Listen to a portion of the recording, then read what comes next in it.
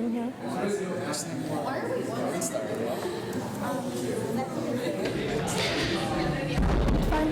All right, everybody, sorry for the delay in our meeting start. We've had some technical difficulties, but we will call to order right now at 6:39 p.m. All right, we'll move into attendance. Ali?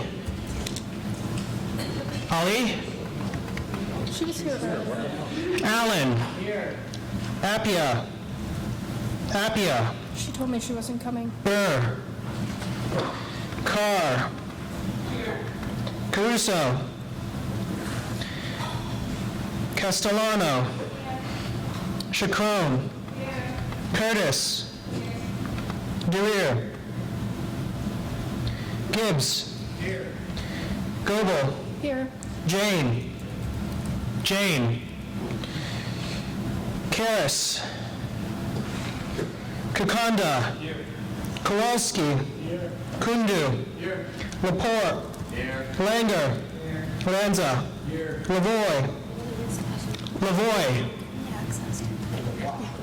No Lavoy? I just sent her a request. Michael? Murray?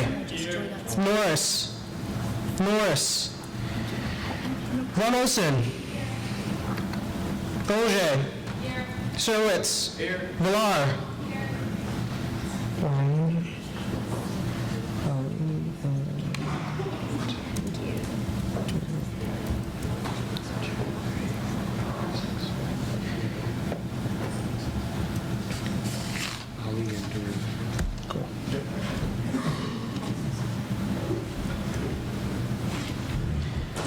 Bird? Here. Valverde? Here. Johnny? Here. Dinkley? Balachikhan? Gopal? Here. Hinton? Here. Johnson? Here. Conrad? He's coming late. Conrad? He's coming late. Crooks? Here. Mirza? Here. Sadani?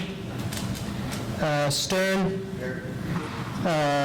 Gothru? Here. Hack?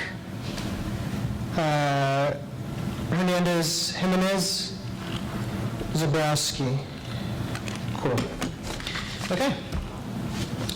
We'll move into the next item of business, which is the approval of the minutes. The minutes are in the drive from Session 2 and Session 3, August 31st and September 7th. Has everyone had a chance to look through those minutes? Okay, if that's the case, then if there's no objection, we will accept these minutes. Is there any objection? Objection by Laporte. We'll move into a vote. First on item A, August 31st, Session 2. Are the minutes up there? Session 5. The 31st? Yep. Okay.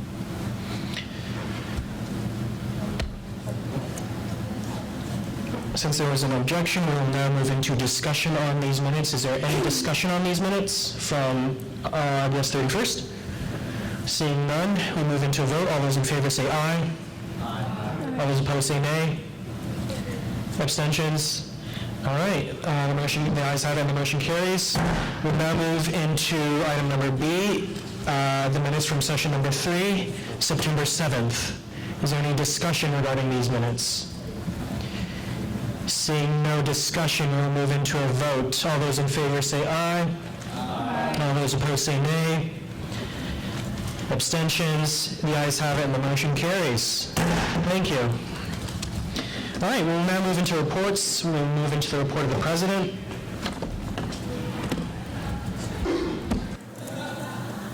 Oh my God, I'm so sorry. It's okay. Hello, everybody. This week I actually have a report, so that's nice. Later today, I will be nominating a couple people to University Senate committees. I'm actually going to reopen the applications for University Senate committee appointments. Frankly, I was disappointed in the lack of interest from the people in this room. I'm not sure anybody in this room actually applied. So please, please, please apply. Having students on these committees is integral in our success to advocate for students at a university level. So please apply for at least one. It's not a huge time commitment. They meet sometimes once a week, sometimes even bi-weekly. It's a good experience, so please consider applying. I also am going to be sending out an email about University Senate. I have 4 available spots for University Senate. I'll be nominating those 4 people in 2 weeks from now, so just look for an email from that. Also, Chief of Staff Dinkaloo and I are planning an event with public safety, which includes the police department, the fire department, and Office of Emergency Management, and USG, to have a barbecue outside so they can talk about what they do, some safety protocol. There'll be some dogs there probably, which is cool, and some good food, and maybe some games, something like that. So that's going to probably be on October 12th, which is a Tuesday. So, yeah, tentatively. So pencil that in. It's going to be a great event, and that's all I have. Thank you, President Byrd. Are there any questions for President Byrd? Seeing none, we'll move into the report of the Vice President.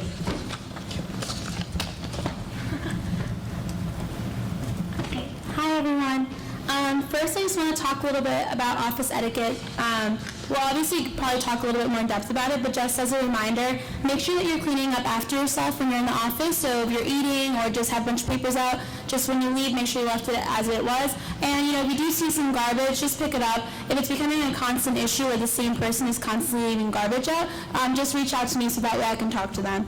And then also, when you see students come in asking possibly for help, and even if it may be funding and you might not know the answers to it, just direct them to the right person. That way they don't feel like awkward coming in and everyone's just like having conversations and they're being ignored. So just keep in mind when people come in, just say hi, ask them if they need anything, and direct them to Nikki, Dawn, Daria, Darren, anyone who it might be.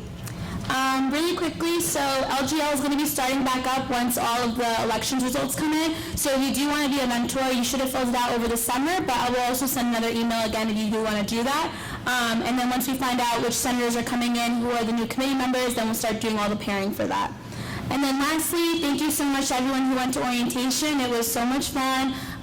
It was really great to see everybody there. The food was good. The venue could have just had a little bit of AC, but it's okay. I think overall it went really great, and I just want to thank all of you for just being so helpful and respectful the entire day. Thank you. Thank you, Vice President Valverde. Are there any questions for the Vice President? Seeing none, we'll move into the report of Comptroller Johnny.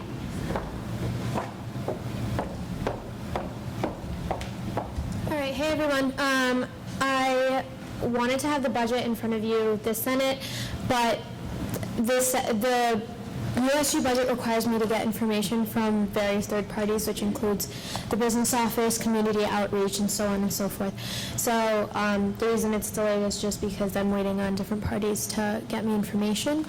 We are talking about increasing some numbers for community outreach and so forth. So that's something that I want to make sure that the business office and my advisor, that's something I want to do. A brief overview of the budget, it's the 5 committees are included in that budget. Senate, the Judiciary, our reserves are incorporated into that budget. I would ask that if you had questions on it or you wanted to see it before Senate, or before we bring it to Senate, I'll give you ample notice and that you set up a meeting with me so that Senate isn't 3 hours long like it usually is when the budget comes up. I'll be more than happy to make time and meet with you and explain everything to you line item by line item. So just look out for that email from me. Thank you, Comptroller Johnny. Are there any questions for the Comptroller? Awesome. Seeing none, we'll move into the report of the Chiefs of Staff, Chief of Staff Electricon, and Chief of Staff Dinkaloo.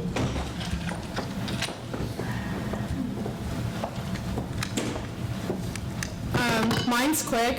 Fall banquet is coming up, so we're starting to plan that. And oh wow, that was quick. Yeah. So mine isn't really anything big. I just want to give a huge kudos to Irma. She planned an awesome orientation. I worked with it a little on her, and it wasn't even like a fraction of the work that she put into it. And it's just awesome. She was rolling with all the punches. We moved back involvement fair, and then we had to move with the elections and everything, and she rolled with all of it and worked really hard and executed an awesome event. So just kudos. Yeah. Thank you to the Chiefs. Are there any questions for the Chiefs? Seeing none, we'll move into the report of the Judiciary. Chief Justice Stern. Hey guys, how's it going? Alright, so we are underway with our judiciary meetings. We're actually trying to create some new initiatives this year. We're trying to get student representation on community standards boards across the board. They started doing this a little bit last year, but they are not across the board, and I think it'd be kind of a cool initiative for us to take.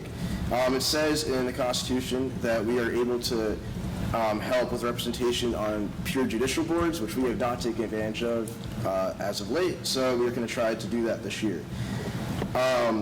In terms of the election, so there was a referendum that was passed last year, and now this year, it was supposed to be on this ballot because it's considered a constitutional amendment.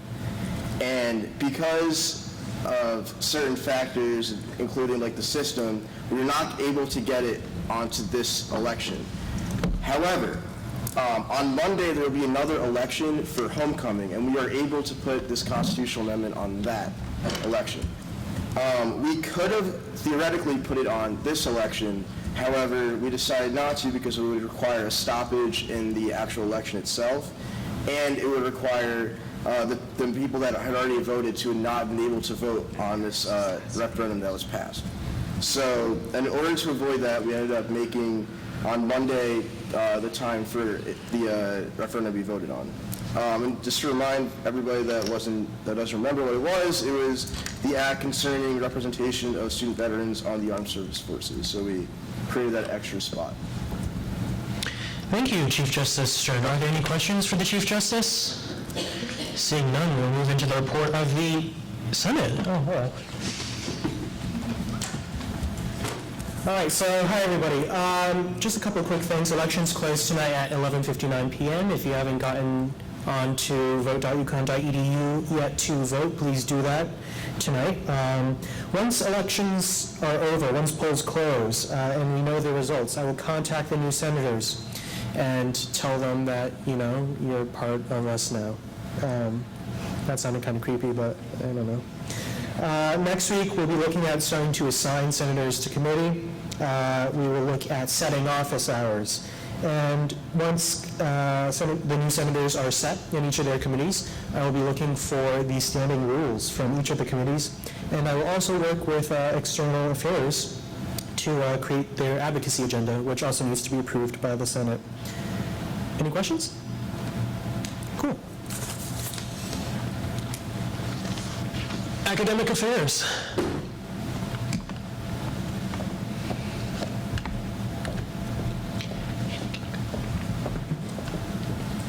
Hey everyone, ball's finally starting to roll with AC Affairs. Some of our initiatives are starting to come together again this beautiful fall semester. So next week I'm going to be meeting with the Director of Advising, try to get that going again, see how the committee can help with the advisory task force. We're going to be working closely again with the Open Educational Resources Task Force, the OER, working on the open source textbook initiative. What else? We have a couple interesting line items in our budget this year. We're going to try to do more town halls because of the efficacy of our town hall that we hosted last fall semester. I think it provided a lot of valuable feedback. So more to come on that. Meeting time 6:30 tomorrow, and we're just going to be doing basic goal setting and kind of a reacclimating to AC Affairs kind of deal. So feel free to stop by. Thank you, Chairperson Gopal. Are there any questions for the Academic Affairs Chair? Seeing none, we'll move into the report of External Affairs. Hi everyone. So for those of you who don't know me, my name is Haley. I was not at orientation because I was doing the Celebrate Mansfield event. Our meeting times are 2 to 3 on Mondays, and next week we're going to do our big brainstorming. So definitely if you're interested, come out because that's when we're going to put a lot of our things together that we're going to be working on.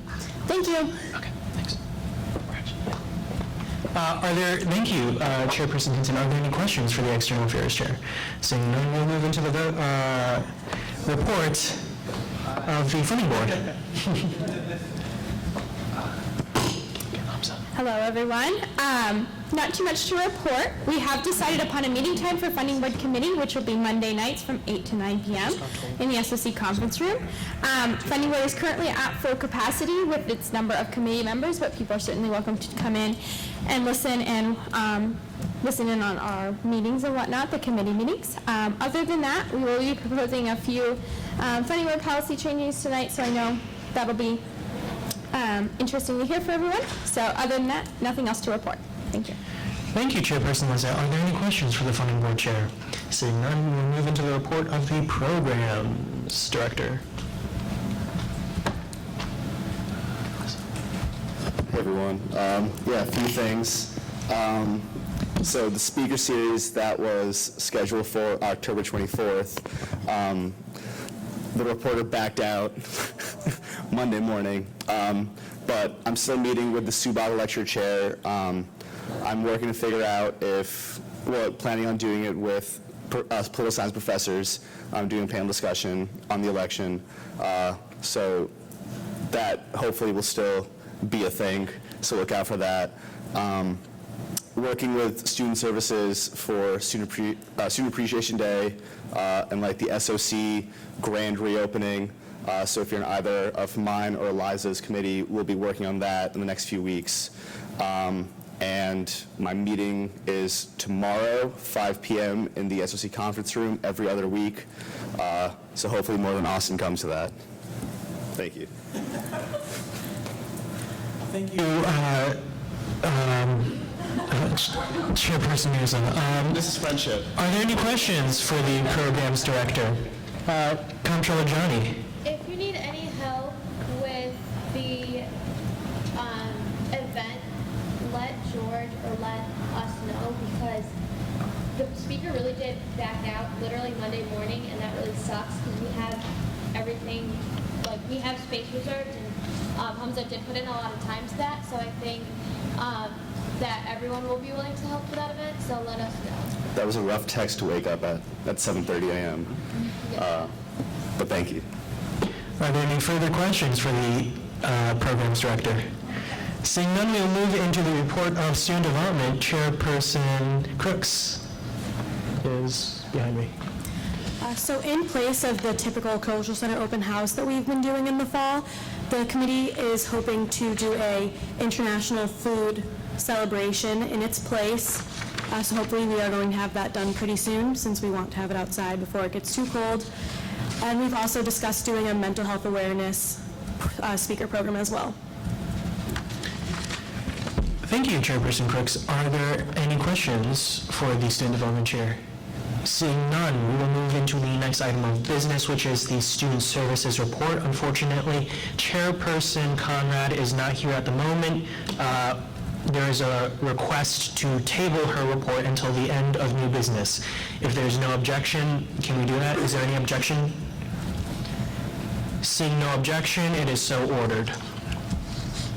All right, we'll now move into new business. The first item of business is University Committee nominees. President Byrd. Thank you.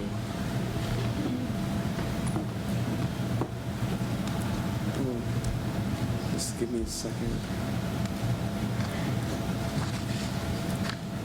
Okay. All right. So I would like to nominate Mackenzie Morrison to the Student Welfare Committee and the Growth and Development Committee, Shabazz Khan to the Faculty Standards Committee, and Davina Mongol to Diversity Committee and the Budget Committee. Do the nominees accept, or does somebody accept on behalf of the nominees? They accept. Awesome. President Byrd, you have 5 minutes to speak on behalf of each of the nominees. So I required each of these students to submit a letter of intent, basically outlining why they were qualified, why they think they should be on the committee, and what they could offer. I found that these 3 students fit these committees well, and that they had good ideas and seemed passionate about serving on the committee. So you can trust me because I trust them, and they'll do a good job. So I hope you confirm their nomination, please. Thank you. Thank you, President Byrd. Are there any questions for the nominees? Seeing no questions, we'll move into a vote. Actually, I apologize, I have erred. I did not ask for a motion in a second. Is there a motion? Alan, is there a second? Sherwitz, thank you. All right, are there any further questions? Okay, we'll move into a vote. All those in favor of confirming the nominees will say aye. Aye. All those opposed will say nay. All those abstaining? Awesome. The ayes have it and the motion carries. Congratulations to the nominees.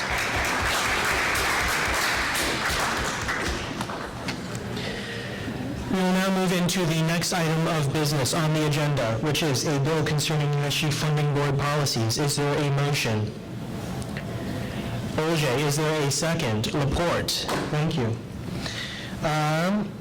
Senator Olje, you have 5. Senator Olje, Chairperson Johnson, and President Byrd have a combined 5 minutes. All right, I'll just read through this quickly and briefly. All right, and briefly go over some of the changes that we made, and then Chairperson Johnson, if I missed anything, feel free to say something that I missed. Okay, a bill concerning USG funding board policies.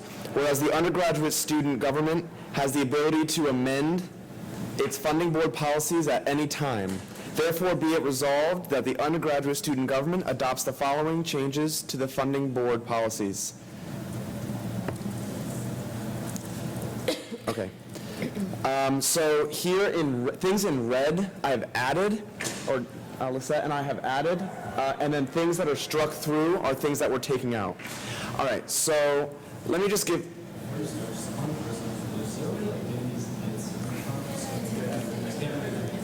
It's that little black panel over there. That was a point of personal privilege by Chairperson Gopal to dim the lights in the front of the room so that the screen can be read better. Okay, so just a little bit of background information about why Chairperson Johnson and I did this. Last semester, we changed our funding board policies to get rid of binding budgets. We now require groups to submit any funding request other than coaching 6 weeks prior to when the money is needed. Based on that, we felt that some things had to change, both because they became irrelevant or because they needed some clarification. And we also added some just like general things that we think need to be clarified or codified so that when groups ask us why we do a certain thing, we can point to a policy, whereas right now we can't. Does everyone follow? Okay, so in section 4, eligibility and restrictions, under subsection 5, we added all Tier 2 organization presidents and treasurers shall be required to attend USG funding system training sessions during their term as president or treasurer. Once completing USG funding system training, presidents and treasurers will be granted access to the funding system. Any president or treasurer that completes USG funding system training but is not granted access to the funding system must submit a request to access the funding system in writing to the funding board chair. All right, the first part is we've been doing training sessions for, this is the second week, right? What's that? Would you like me to stick Yes, talk about the trainings. So we've been doing mandatory funding system trainings for we're going into the second week. Darren is actually doing one right now. God bless him. And we felt that this was very necessary because we are seeing fewer and fewer correct requests, hence why we had to vote on 120 of them last Senate, because it took that long for groups to actually get them turned in correctly. And then we also added the second part because groups were coming to us and saying, oh, we didn't have access to the funding system, and we called and asked for access and we never got it. We want in writing to the funding board chair that request for access, that way we can see a timestamp. So if we mess up, we know that they tried 6 weeks before, but it was our fault. But if we don't get that in writing, we have no way to prove when they asked for that access. So that was just kind of to solve that one little issue that we've been having with a couple groups. We added also in section 4, Which is still eligibility and restrictions. we added a subsection 7 that retroactive funding requests will not be funded with the exception of airfare tickets at the discretion of the funding board chair. Retroactive funding requests shall be defined as any request for USG funds for purchases and agreements made prior to the request and or approval of said funds. This means that if a group buys something and then asks for money for that thing, we will not fund it, unless that item is airfare. It behooves us and the groups to buy their airfare as early as possible, because the closer you get to your flight, the more expensive the tickets become. So the funding board chair, so this year Lisette can make an exemption for airfare tickets. We struck through legislative funding, or funding requests. So that whole section is gone. Section 6. Section 6, and let me explain why. Because groups now are submitting requests through the funding board 6 weeks prior, there's really no true reason that groups should be coming to Senate. So 95% of the groups came to Senate because they missed a deadline or their CFO went rogue. But regardless, it doesn't make it any quicker to go through Senate or funding board. Because of the 6-week deadline, every funding request should be going through funding board. If a group is denied by funding board, they may appeal that to the appeals board. And actually, bylaw 9, section 12 states that the appeals board is the last place that a funding decision can be made. So technically, Senate shouldn't be hearing, according to our bylaws, shouldn't be hearing things that were denied by both funding board and the appeals board. So there's really no reason for legislative requests, so it's kind of redundant, so we took it out. Anything else? Yes. There's also the fact that with binding budgets, this changed by taking away binding budgets. Senate would vote on a certain amount to allot a group. They would vote to allot an organization $5,000, say. That means that the group could only go up to $5,000. With the informational budget now, we are not holding them to that $5,000. The only max we are holding them to is $12,000, which is a state set amount. So even if they go above, there's no reason for Senate to hear those above requests unless they're asking to go above $12,000. Whereas before going above that threshold of that binding budget set point required Senate to have an input. The last thing we added was in the case of, under section 7, subsection 3, we added, in the case of reimbursements of approved funds, documents must be submitted within 30 days of purchase. That's been a policy of like our bookkeepers telling students that if you're being reimbursed for something for, say, a hotel, you have to have that in 30 days after you purchase that hotel room. You can't wait 2-3 months. It just bogs us down. That's been a policy, but we haven't been able to point to a specific codified language in our funding policies. And lastly, we took out subsection 5 because it literally made no sense.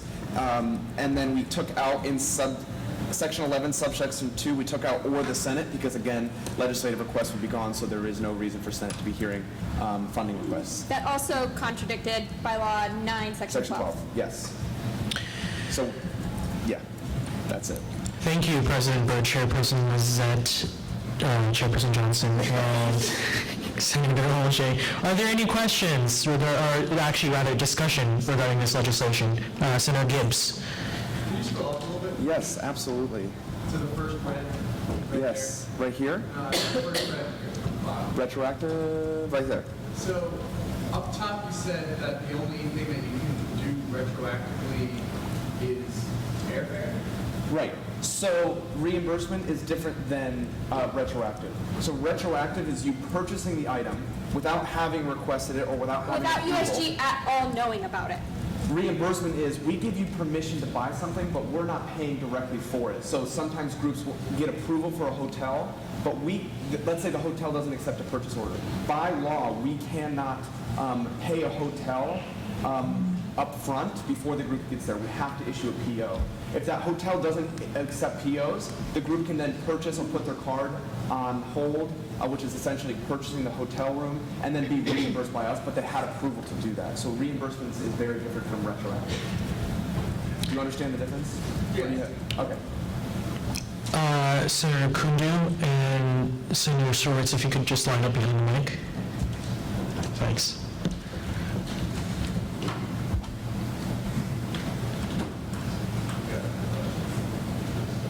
Just a quick question, actually. What is the appeals board? The appeals board is made up of the comptroller and 2 justices.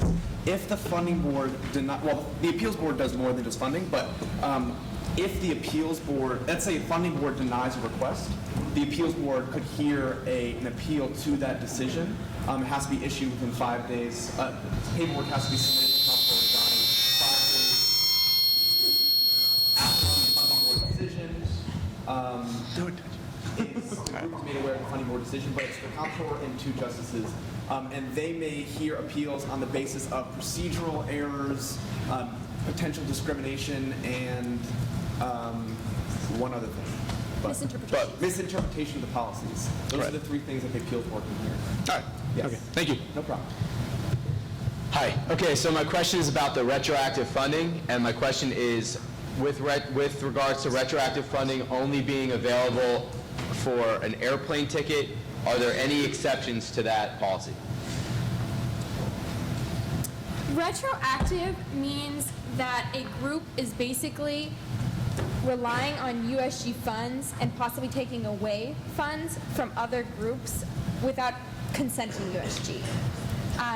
Retroactive means that I just, with my organization, would go out and purchase equipment and then be like, I'll worry about the request later. Are you asking if there should be any other exception to the rule?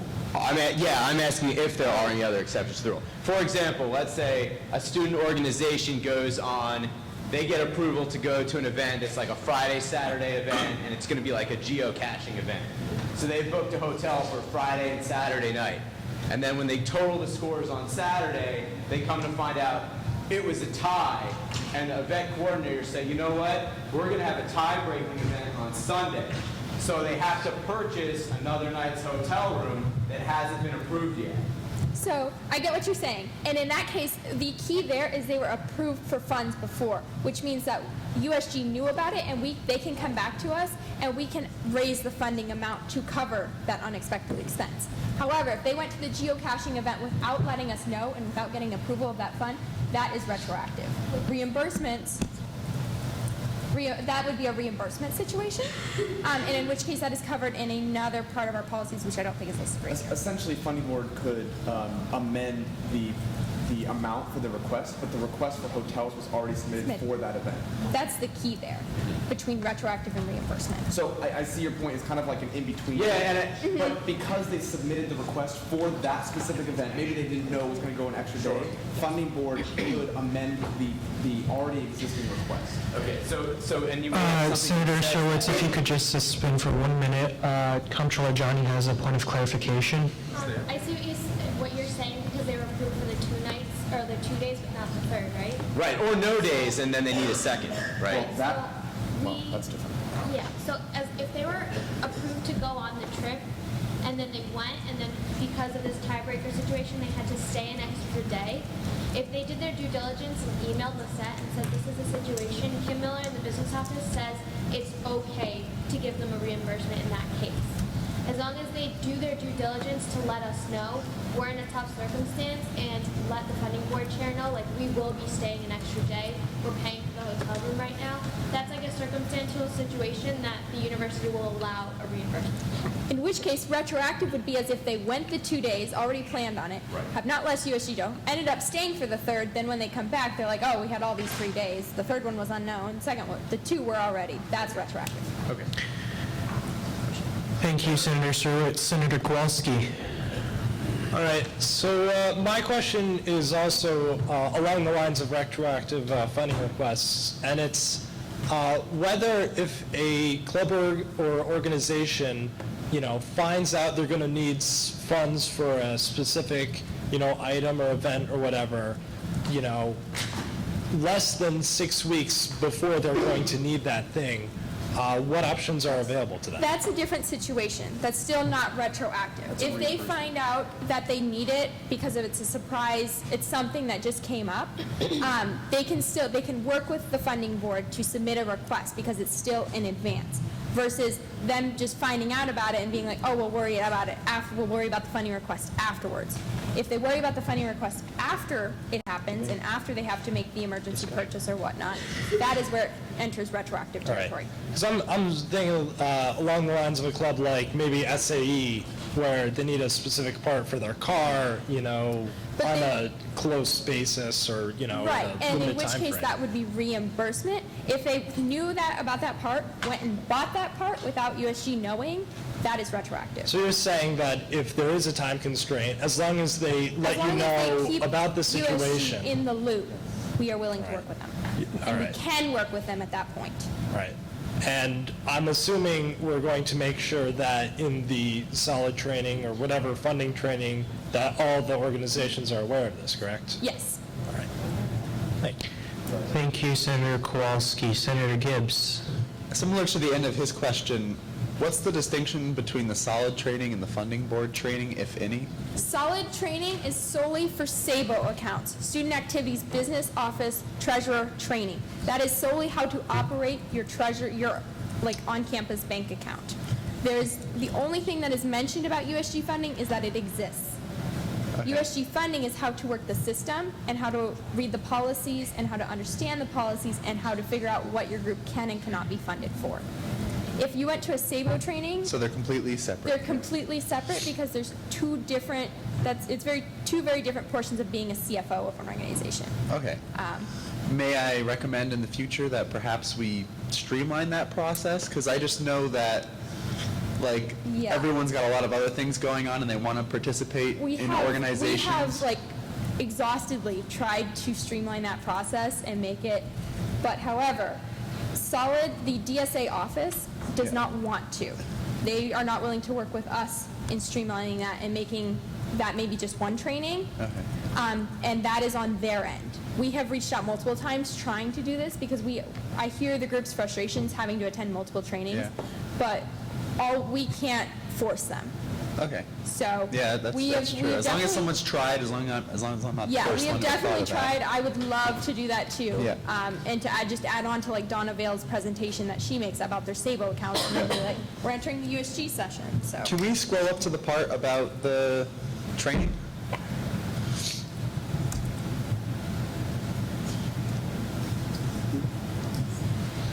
So I know a lot of organizations do their elections at the end of the spring semester for the following year, which means that when they start, they're going to have to figure out the solid training, the funding board training before they're able to do any funding requests, correct? So that's where we added during their term as president or treasurers. Right now, we are working on planning the trainings to take place at the beginning of the fall semester, at the beginning of the spring semester, because some organizations do change their e-boards over winter break, kind of. So like wait, that. this is when we're going to be hosting them? Yeah. Okay. And then at the end of the spring semester, to hopefully get everyone through at the end of the spring semester when after they change, and that way they can roll into fall already having that done, and then they just have to worry about their solid trainings. Okay, and then the part that concerns me is, I don't remember where it was, but the fact that they have to submit a request for funding 6 weeks prior to the funds are needed. Does that mean that, let's say a treasurer starts their term at the beginning of the fall semester, takes them 2 or 3 weeks to get their solid training, their funding, all of that coordinated, they're not going to be able to get funding for events before the end of October? So that is where the end of the spring sessions come in. Is Okay. that if an e-board, let's pretend USG is a tier 2.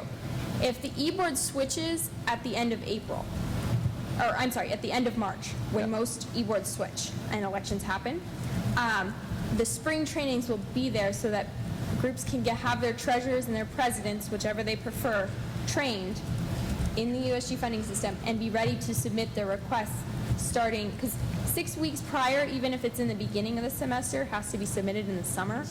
Yeah. That way they have the training in place in the spring to do the summer requests.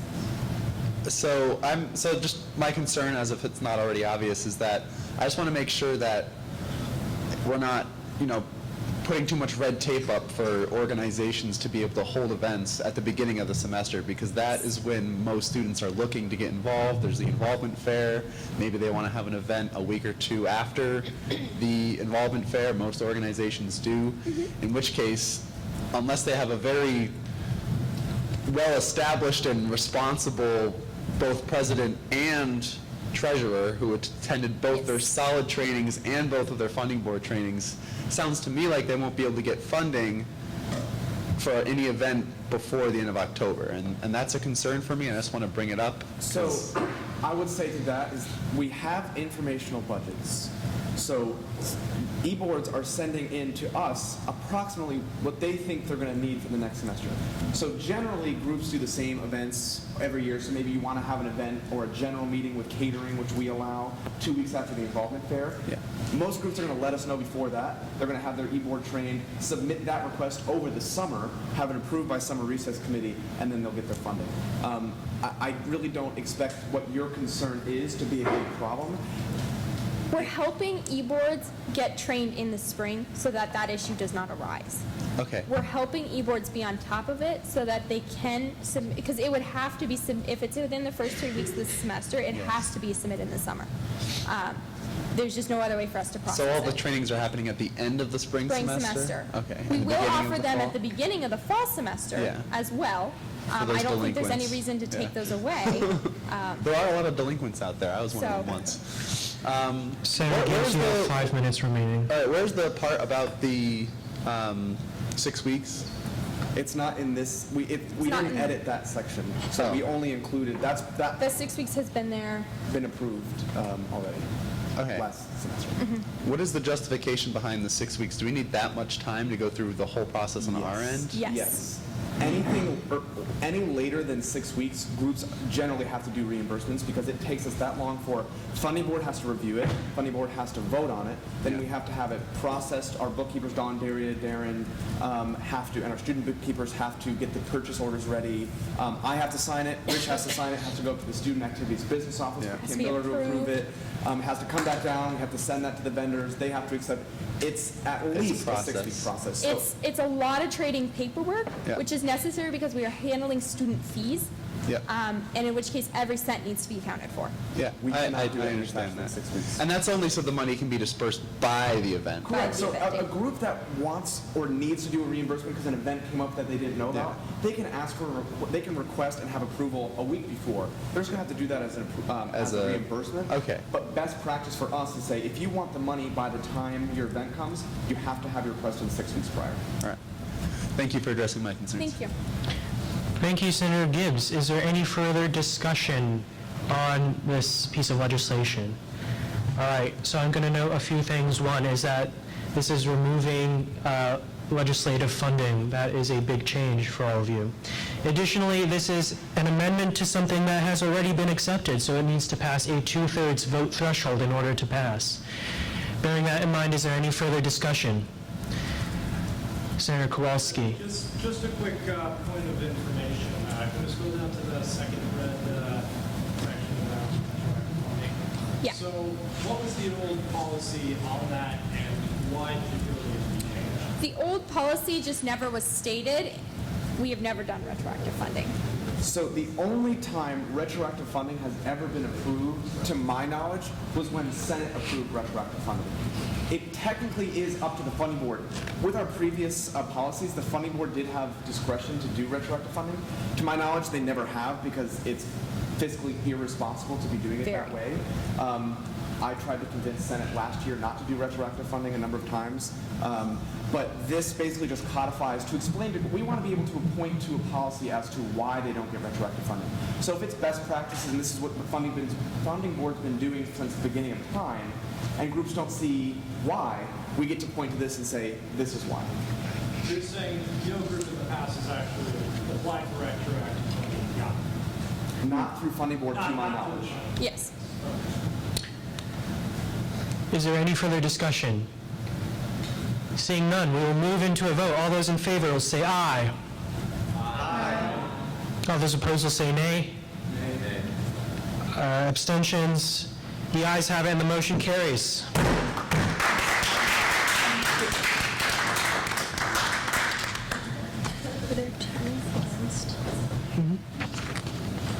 All right, so earlier at the beginning of the meeting, we tabled by unanimous consent the report of student services. We'll now move into the report of student services. If Chairperson Conrad would please come to the podium.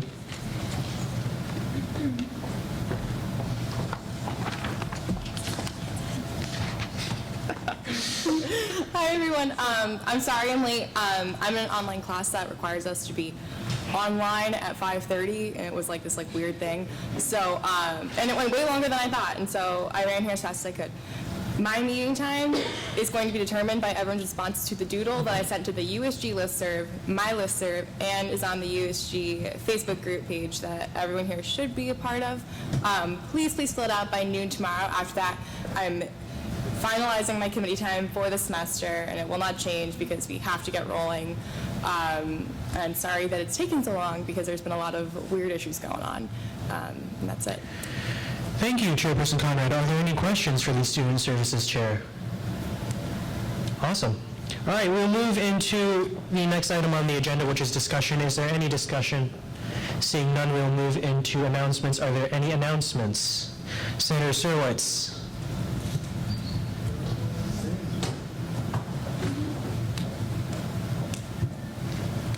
Hey everyone.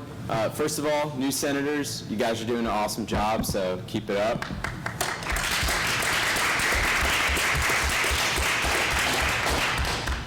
Just like our Chief Justice mentioned earlier, there's going to be a vote for homecoming stuff from 26th to 28th. That vote's going to include a referendum vote on a constitutional amendment that was passed by USG last semester and by Constitution is going to go to the student body to vote on, and that's for the creation of an ex officio Veterans Center representative, which would follow the same criteria as the other center representatives. So I hope everyone finds the time to go on there and vote between the 26th and the 28th on vote.uconn.edu. Also, you can vote for homecoming. So I don't know. This vote will probably have more votes on it than the regular votes. That's how it goes.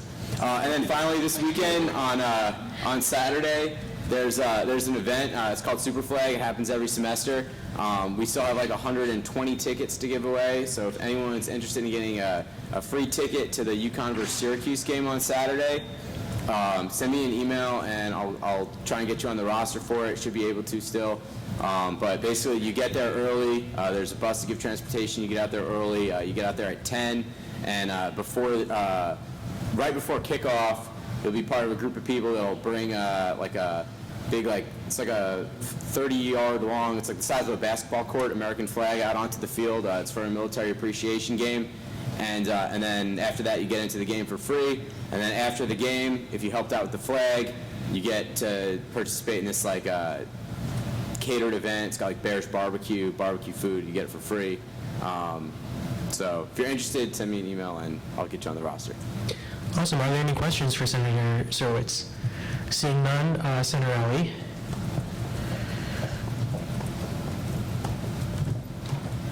Hi guys, how are ya? So I wanted to announce that tomorrow is the AACC's Welcome Back Dinner, and that'll be happening in the ballroom at 6. It's free food. There's a lot of student performances like that, so it's super cool. And then also, when you vote for homecoming, vote for Miss AACC Dejanay. Thank you. Thank you, Senator Ali. Are there any questions for Senator Ali? Seeing none, we'll move Senator Laporte.